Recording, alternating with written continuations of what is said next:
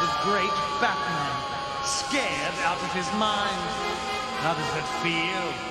10 creepiest episodes of Batman.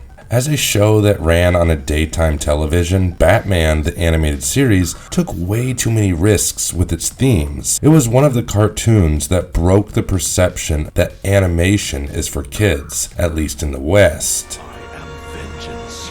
I am the night. I am Batman. As such, you need to have a certain level of maturity to even understand the characters in Batman. The show often came out with a ton of episodes that jumped into not just dark themes that revolved around violence, but also into psychologically disturbing storylines. In today's video, we will go over 10 such episodes that gave us the creeps. But before we go into our explanation, we have a very small request. If you like our content, please support us by subscribing to our channel. This is a small click for you, but for us, it means a whole lot. So thank you, and let's get into it.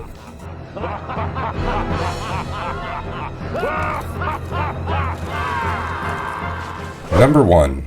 On Leather Wings. The second episode of Batman the Animated Series, On Leather Wings, set a very dark tone for the rest of the series to follow.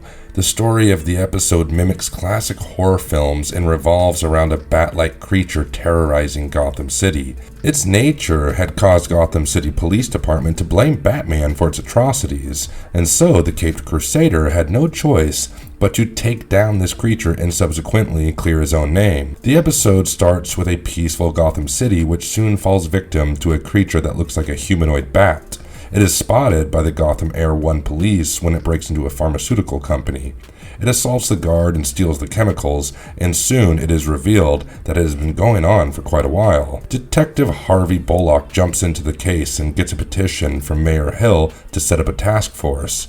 The task force would be dedicated to eliminating this creature that was a lot like Batman. While Commissioner James Gordon is against Bullock's involvement, the detective gets Mayor's seal of approval and immunity from District Attorney Harvey Dent. A few days later, Batman carries out his own investigation when Bullock's squad tries to corner him as a perpetrator. While Batman finds an audio tape of the humanoid bat alongside its hair samples, Bullock's squad attempts to trap the Dark Knight. Fortunately, they fail to do so, and Batman escapes with the samples. Bruce Wayne takes the samples to Gotham Zoo's Bat exhibit, where he meets Dr. Kirk Langstorm, his wife Dr. Francine Langstorm, and her father Dr. March. Dr. March seems to be oddly hyper-focused on bats, insisting that bats will survive the next evolutionary cataclysm while humans will not. Bruce hands him the samples from the crime scene for analysis under the guise of it being a pest problem at the Wayne Manor. The Bat computer fails to track down the species of the bat, but soon Dr. March calls Bruce and notifies him that the hair belongs to a common bat. The contradiction with the Bat computer's analysis gives Bruce the surety that Dr. March is somehow involved in this case. Batman sneaks into the Gotham Zoo laboratory that night, only to find Dr. Kirk Langstorm using Dr. March's theories to transform into the Man-Bat. He seems to have developed an addiction to the formula to the point that it has assigned a separate individual identity to the creature. So he constantly robs and steals the necessary chemicals to ensure that the creature continues to exist.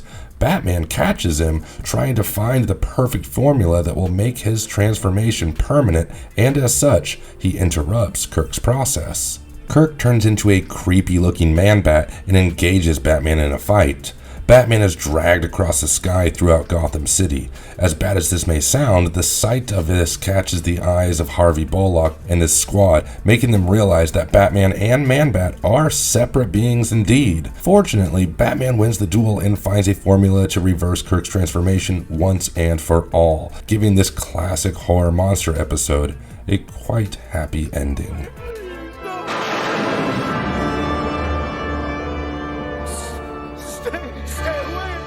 Number 2. Nothing to Fear. The episode Nothing to Fear marks the debut of Scarecrow, one of Batman's most terrifying villains in Batman the Animated Series.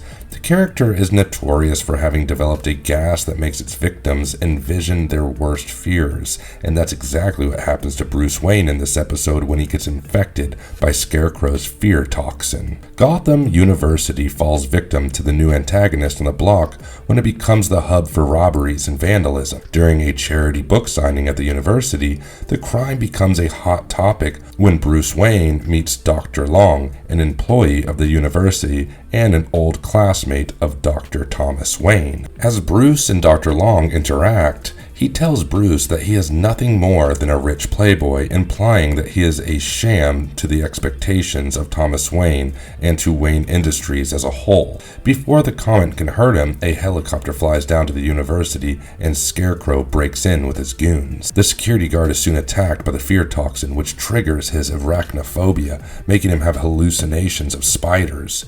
Scarecrow then goes on to steal money from the vault while insisting that his primary goal is not to get money, but to get revenge. He then pours gasoline when Batman intercepts the villain, only to be attacked by his drugged dart.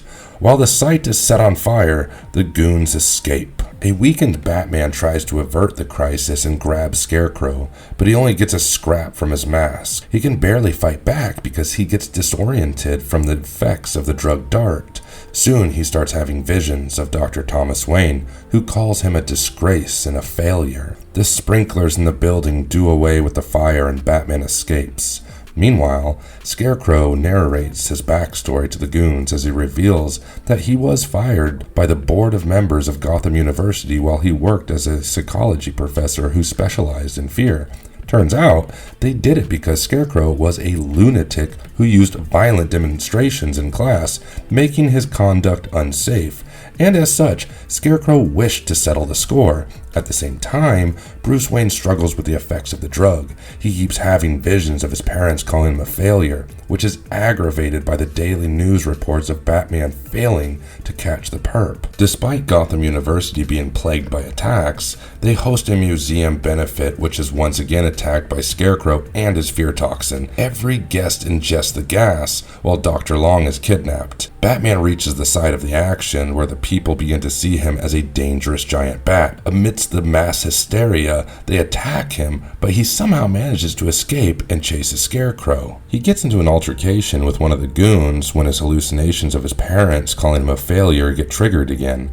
However, he fights them back this time with self-assurance and saves Dr. Long. As he gets into the Batmobile, he learns of the origin of the mask's scraps. It is revealed that 5 places manufactured the chemicals, and as such, Batman investigates the ex-employees of Gotham University. When he learns of Jonathan Crane, he is able to put it together and waits for the man to arrive in his factory, Crane Chemicals. At the factory, Batman welcomes Crane with his own fear toxin, making him envision Batman as a demonic bat. Ultimately, the villain gets apprehended. Scared out of his mind. How does it feel? Number 3. Dreams in Darkness. Scarecrow makes his final appearance as a primary antagonist in the show's episode Dreams in Darkness. The story revolves around Batman, who is now a madman locked up in Arkham Asylum. Meanwhile, Scarecrow has a plan to poison Gotham City's water supply, turning the place into a fear-filled inferno. The episode is also one of the darkest episodes of the show. Dreams in Darkness opens with Batman, who is strapped with a straitjacket in a cell in Arkham. He has gone insane and is recounting the events that have led to his condition. He had learned of Scarecrow's plan to poison a spa. Batman tried to stop it and attacked the man poisoning the spa, but soon fell victim to the villain's poisonous gas, leading him to having vivid nightmares and hallucinations. He soon visited a doctor to fix his problem, and the doctor gave him an antidote. Batman was asked to take it and remained sedated for 2 days. He could not afford to be out of action for that long because Scarecrow was going to poison Gotham City's water supply, even though the villain was believed to be locked up in Arkham. On the way to the asylum, Batman ended up crashing his car after having a vision of Robin and was subsequently taken to Arkham by the guards who were present there. Dr. Bartholomew refused to hear Batman out, especially because he is convinced that Scarecrow was locked in his cell, so there was no way for the criminal to poison Gotham's water supply. Meanwhile, Scarecrow reveals from his lair that everything was a part of his plan, and that the man poisoning the spa was a trick to get Batman infected. At the same time, Scarecrow has a giant machine running below Arkham's underground cave network, and he plans to use it to release his fear toxin into the city's water supply. Soon, Dr. Bartholomew realizes that Scarecrow has escaped and begins to believe Batman, and at the same time, Batman forces his way out of his cell and into Arkham's reservoir. He begins to get hallucinations of the members from his gallery of rogues in a nightmarish sequence, so much so that he sees himself getting devoured by the Scarecrow. Fortunately, he snaps out of it and attacks the nearby giant pump. Despite continued hallucinations, Batman averts the crisis and gets Scarecrow locked in his cell once again. He also takes the antidote against his madness because he finally has the time to sleep for 2 days straight.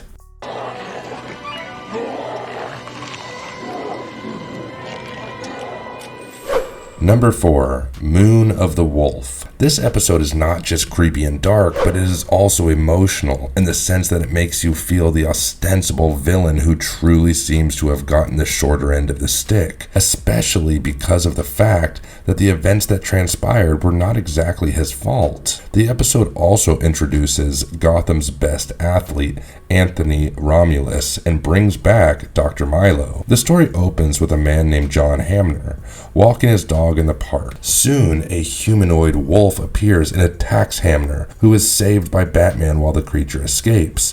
The Dark Knight sends the report of the situation to the Commissioner Gordon, who traces it down to the theft of 2 Alaskan timber wolves from the Gotham Zoo, the place where Hamner worked as a guard. The connection alongside the presence of fur prompts Batman to think that they are dealing not with a mugger in a wolf mask, but with a real werewolf. Meanwhile, the werewolf breaks into a shanty to confront an unconcerned Dr. Milo.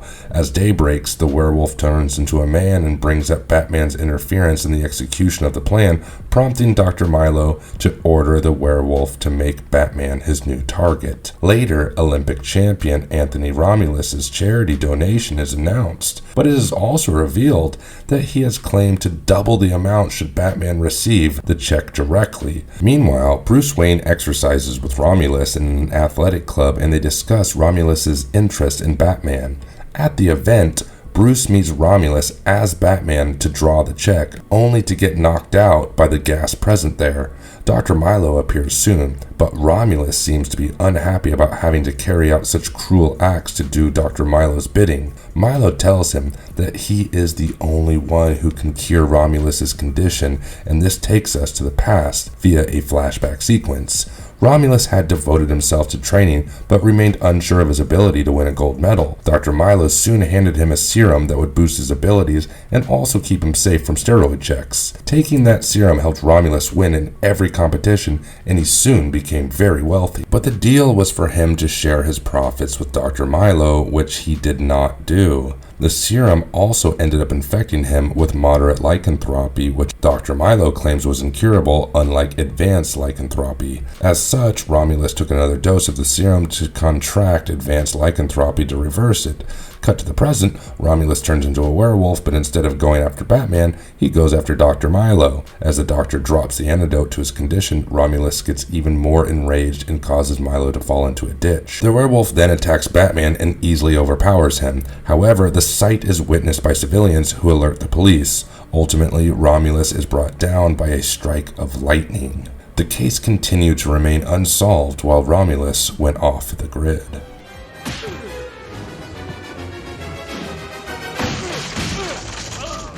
Number 5. His Silicon Soul.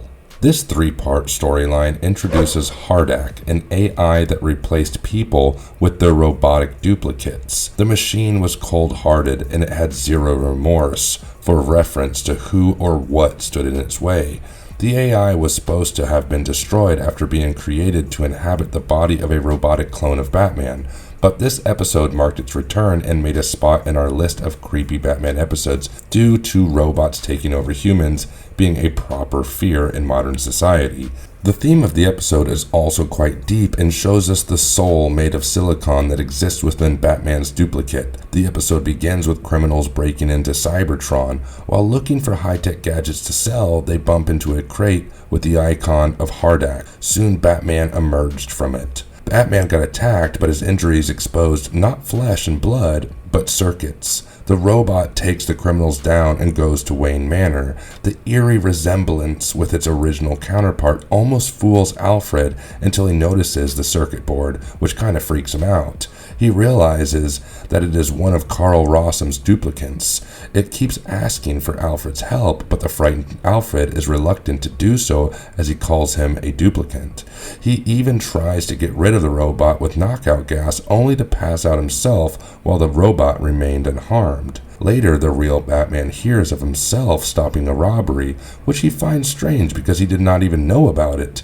He soon finds a microchip on one of the criminals and investigates the situation.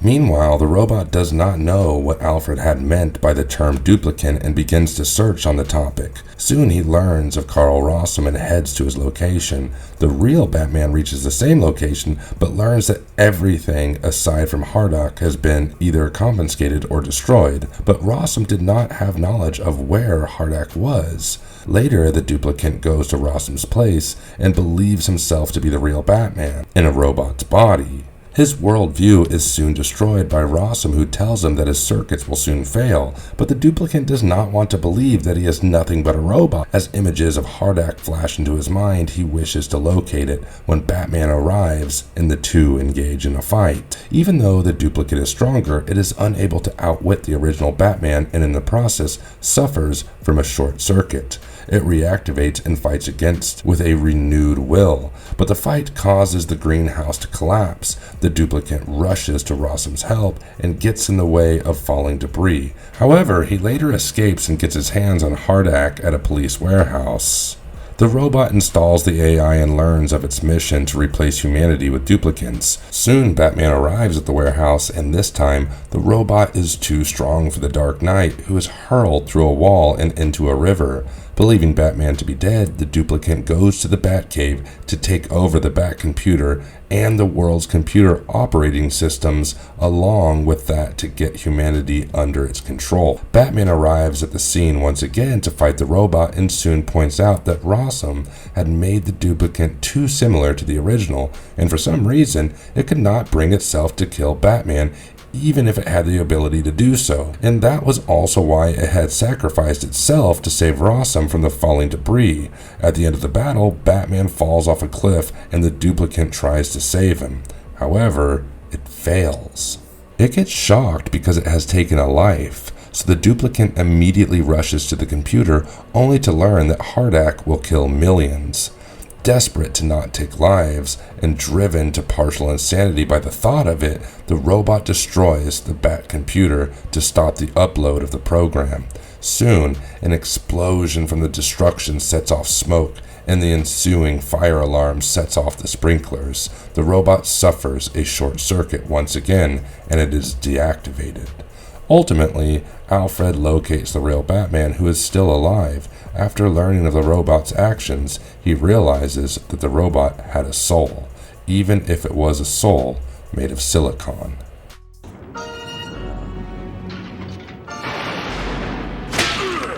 Meanwhile... Number 6. The Laughing Fish. The 46th episode of the series brings us to the creepy and strange antics of Gotham City's clown prince of crime, the Joker. The story revolves around the Joker using a toxin to brand the fish of Gotham with his signature laugh, only to slap copyrights on the fish and make money out of them. Quite an unusual plan and very usual for the Joker. When Gotham's copyright office refuses to comply, the Joker holds them at ransom. The episode begins with the fishermen of Gotham finding nothing but fish with the Joker's huge grin, green fins, and white bodies. Batman gets his hands on a Joker fish to analyze them, while the Joker tries to get the fish from the Gotham harbor copyrighted for resembling him.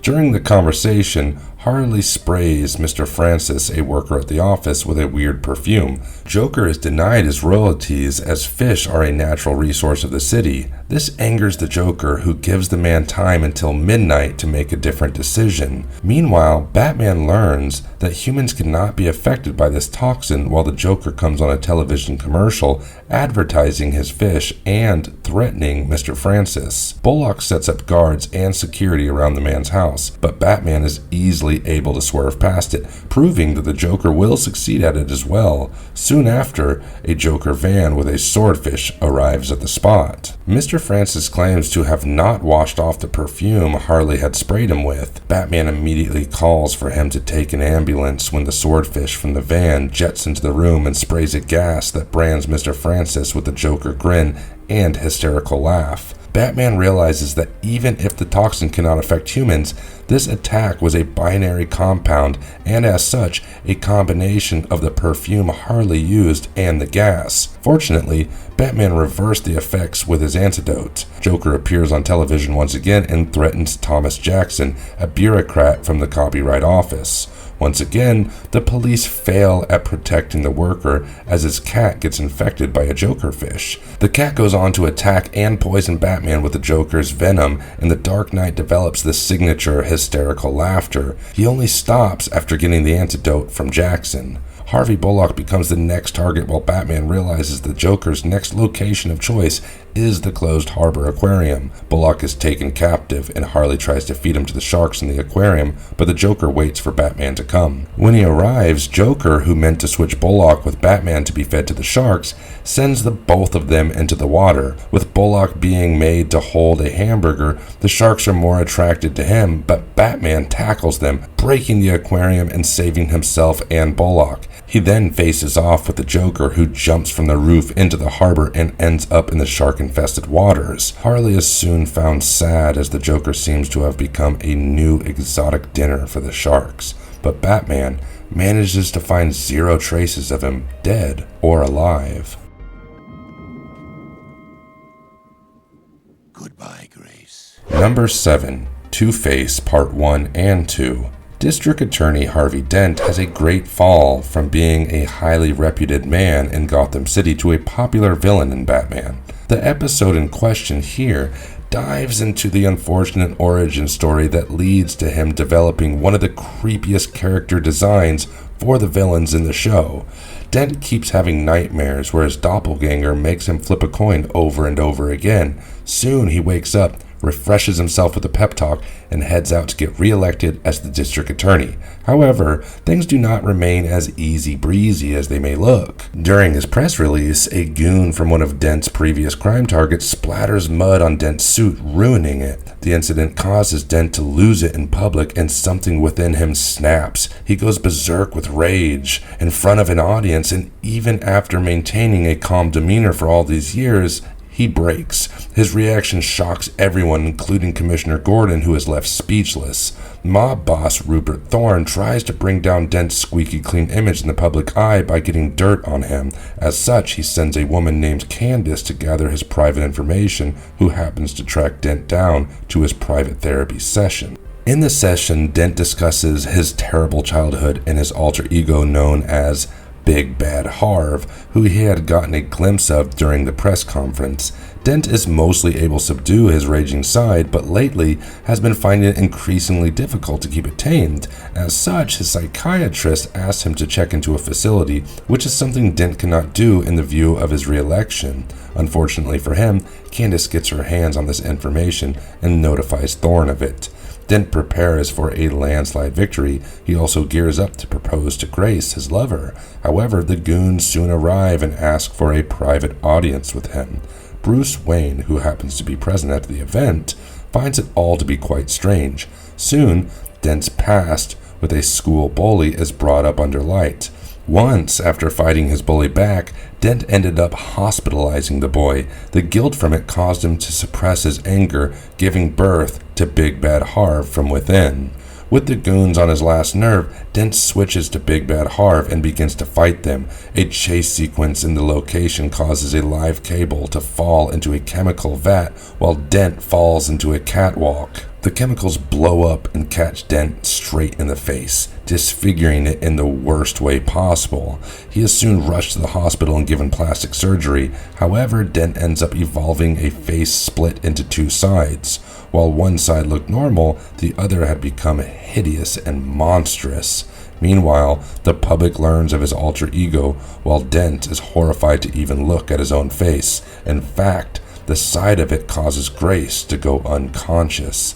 Naturally, the events compiled and led to Dent becoming one of Gotham's most feared villains.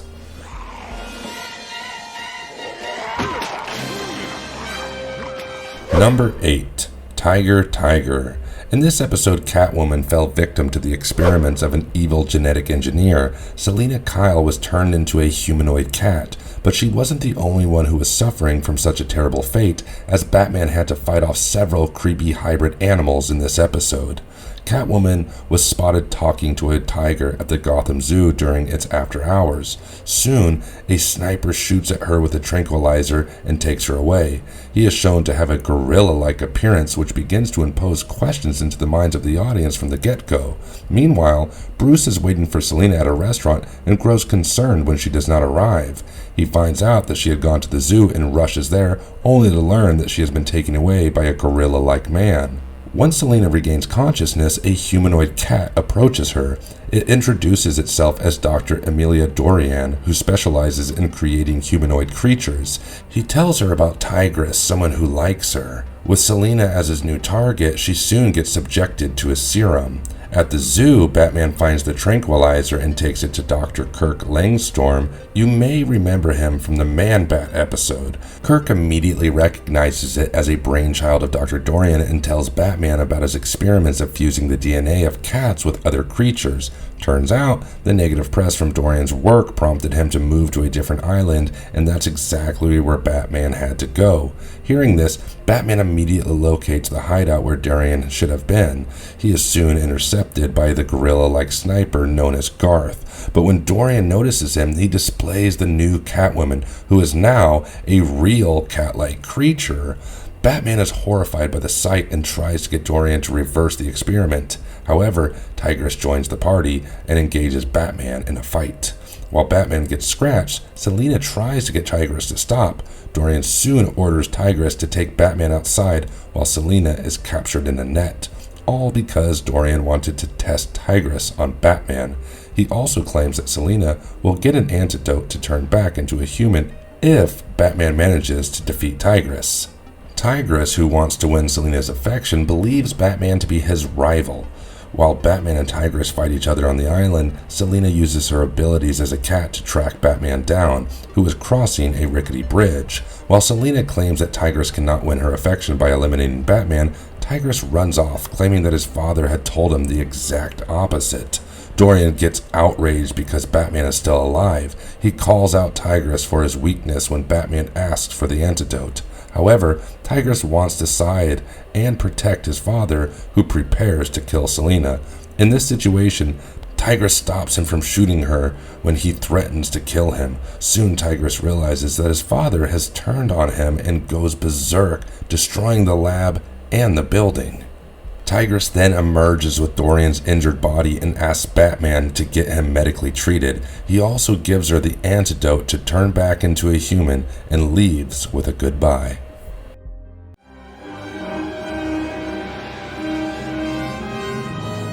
Number 9.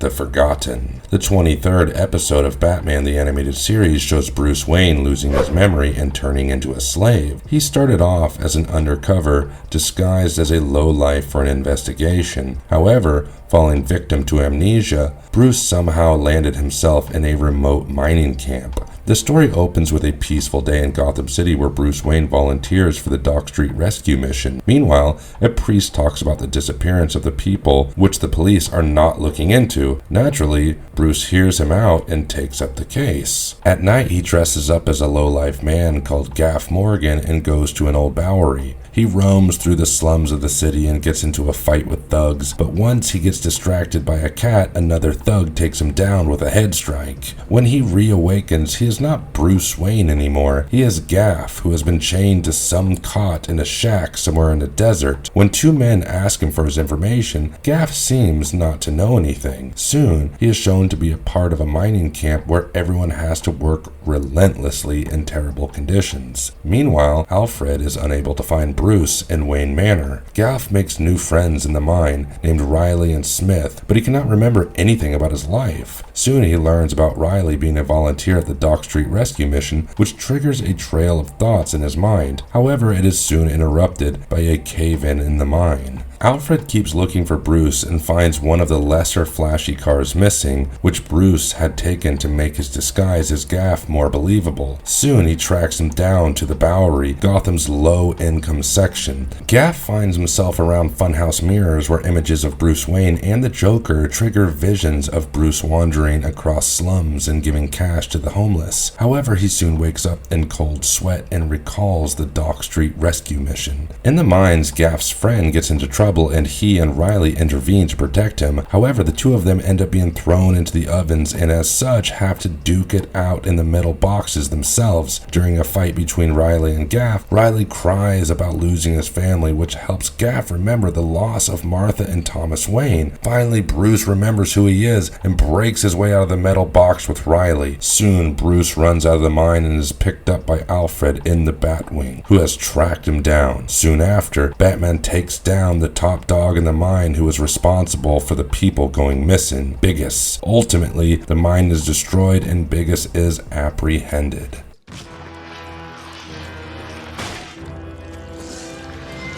Number 10. Mudslide. Clayface makes his final appearance in the episode known as Mudslide. The guard at Town Hour Financial monitors the parking lot while his colleague Billy monitors the entrance. As the guard returns and goes into the lift, Billy also spots him in the parking lot via the security cameras, proving that the man in the lift is an imposter. The silent alarm is set off and Billy tries to catch the man, but the man soon turns into Mr. Tarnower himself, who scolds Billy for not guarding the door. Strangely, Billy realizes that Mr. Tarnower's accent is missing and that he is supposed to be in Hawaii. Hearing that, the man knocks Billy out. Batman joins the party and the man turns into Billy, but Batman soon finds a clay-like residue. He realizes that this is none other than Clayface himself, who knocks Batman out and escapes. Batman soon comes to his senses and chases Clayface, who leaves a trail of clay due to his loss of energy. As he melts away, his colleague Stella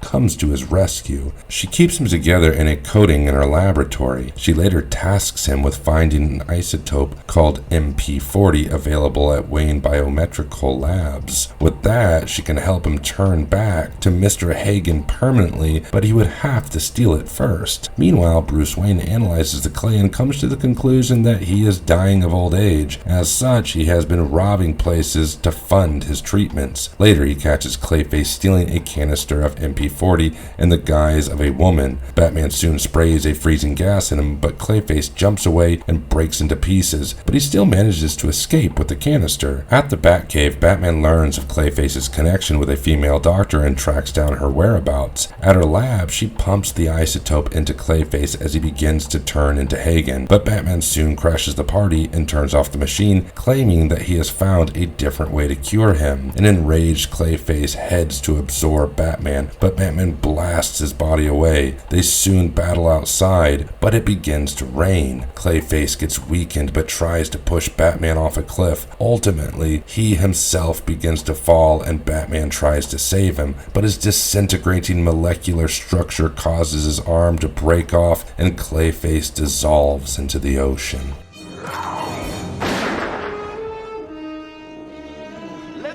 Marvelous verdict. The episodes in the list are quite disturbing and creepy. If they were present in a more mature, film-like way, it would be something that even adults would find quite unsettling. Some things make you feel sad, such as the story of Clayface and Tigress, while other things amuse you, such as the Joker wanting to copyright Fish and Batman's robot duplicate having the same heart as him. And that's just one of the several reasons why Batman the Animated Series is one of the greatest cartoons of all time. And if you liked our content today, please don't forget to leave a like and subscribe to us if you haven't already. And in the meantime, have a good one and be safe, and we will see you next time. Thank you, everybody.